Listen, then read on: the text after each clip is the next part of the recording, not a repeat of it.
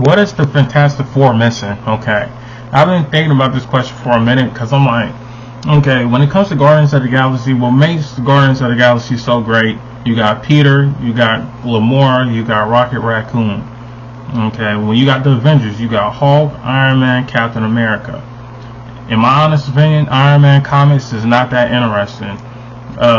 Captain America comics are not that interesting. Black Widow comics are not that interesting. Hawkeye comics are not that interesting. The only comics that are interesting out of the entire Avengers is Spider-Man and Hulk. Okay, when it comes to Marvel on the Avengers side.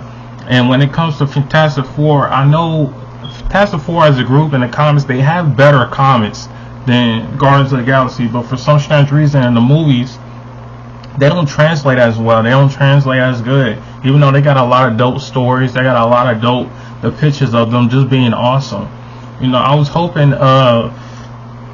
this upcoming Marvel movie they would have did with the Fantastic Four was Johnny sacrificing himself and going into the negative zone, I believe.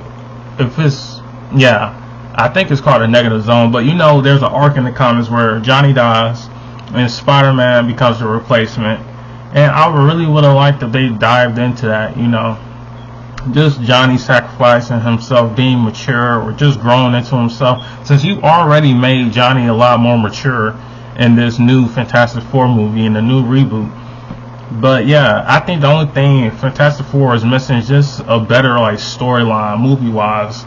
Because from what I've been hearing about the current Fantastic Four movie, it started off good, but it finished weak. Okay, and Sue Storm, she had dope moments. She had, I guess, a dope level upgrade when it came to her powers. But yeah, she just didn't. I don't know how to say it, but she didn't have a great finish in the overall scheme of the movie.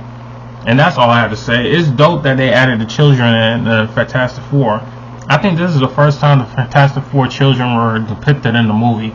But it's definitely dope that they added children, but it's not great how the story writing and the pacing of Fantastic Four movies just feel very slow. And that's all I have to say. They just need to improve the pacing, and maybe they should have had a more street level villain, not Galactus, you know. Have a better villain, not even a better villain, but a street level villain, and have more fast pacing.